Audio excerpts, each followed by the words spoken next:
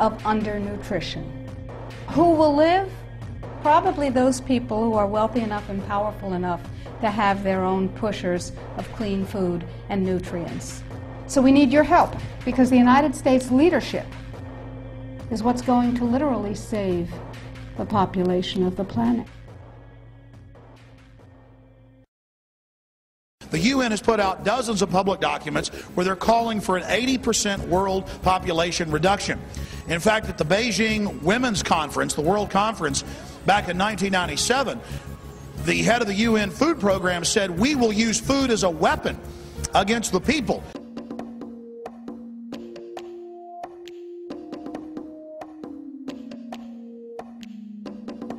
66% of the United States residents' public water is fluoridated.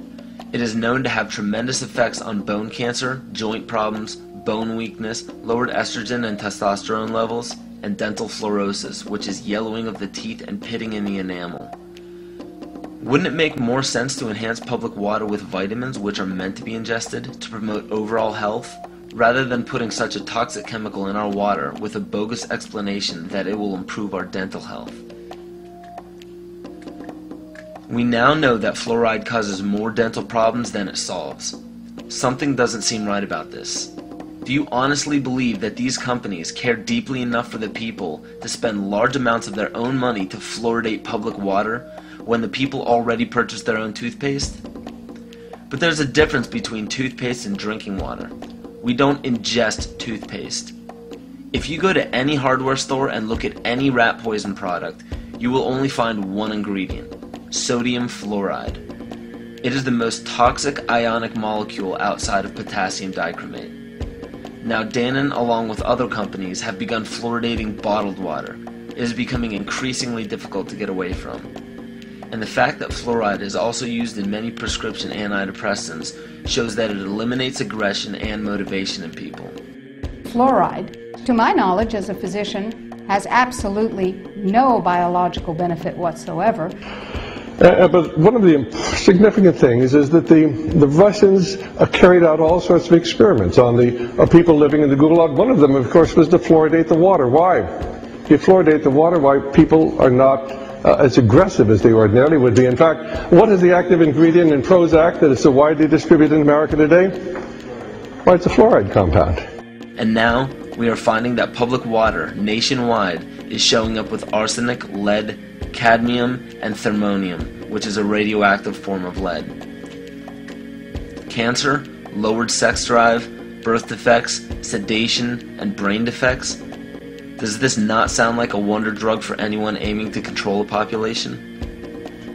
It's quite astonishing, Paul, the degree to which environmentalists have not been educated about fluoride. You know, people have an unconscious trust in their doctor or their dentist, and if you can persuade doctors and dentists that fluoride is safe and good, then you're able to reach the rest of the nation. People believe their doctors and dentists, and that was a way of promoting fluoride for Bernays. Fluoride was killing their cattle, destroying their crops.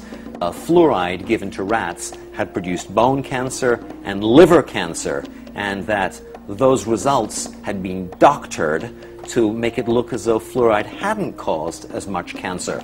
The pattern that we saw, it typically is what we see with other neurotoxic agents that are well known to cause a hypoactivity or a memory problem or an IQ problem.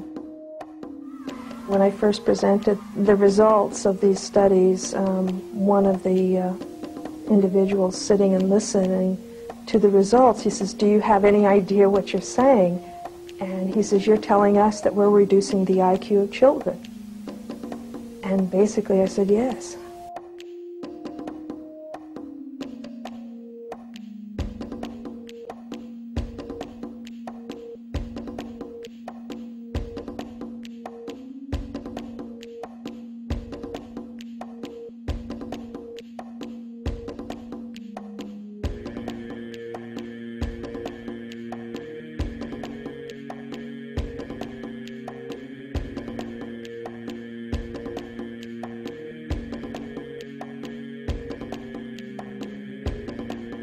Aspartame. the artificial sweetener found in almost every low-sugar or sugar-free product on the market. First of all, aspartame is made up of three things: methanol, which of course is what produces blindness, aspartic acid, and phenylalanine. These are all poisons. Aspartic acid, of course, produces brain lesions. This was known back in the early 1970s. Methanol produces blindness. Phenylalanine is what you see in the brain, and in high dosage it produces trauma.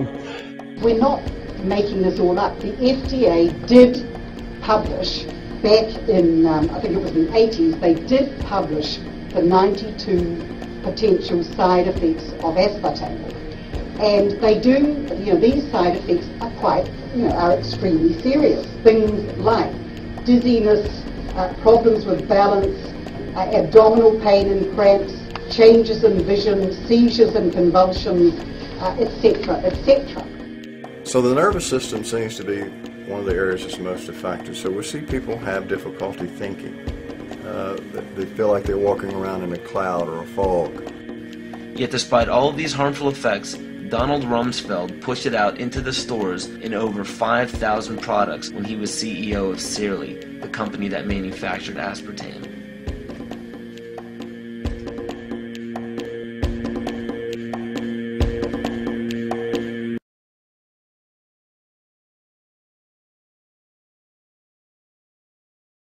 The sustainable goal is the elimination of the middle class. The world cannot support 6 billion people. But you see, the plan behind sustainable development includes population control. It's a program for land use control, education control, and population control. The leaders of the sustainable movement say that the world's human population should not exceed 500 million people. That's a 93% reduction of today's population levels.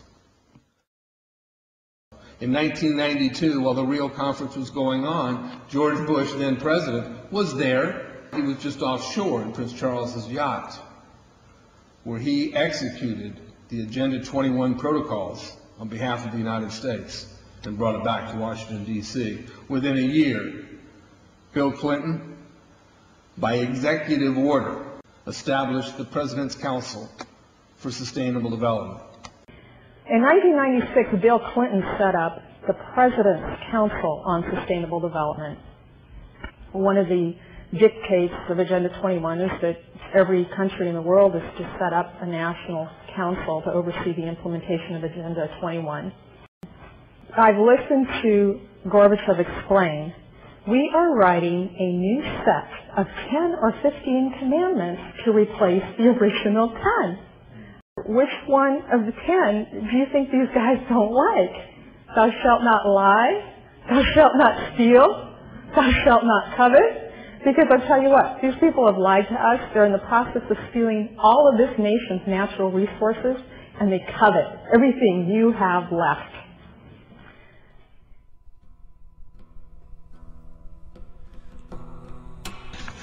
To explain the map, the red are areas that are to be off limits to human beings. If you live there, you won't. The yellow areas are the areas for major control of all human activity. If you live there, you won't.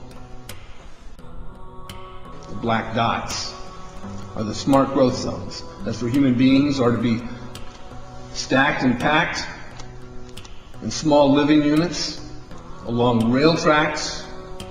The Smart Growth Program ultimately has jobs assigned and children cared for by the state.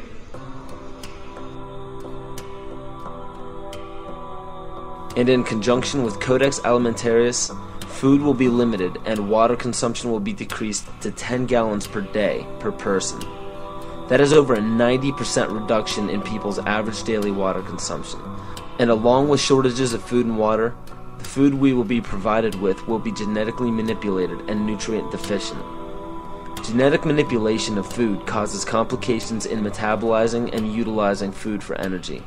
In June of 2003, scientists reported that the gene sequence of the inserted genes into crops had actually changed their order.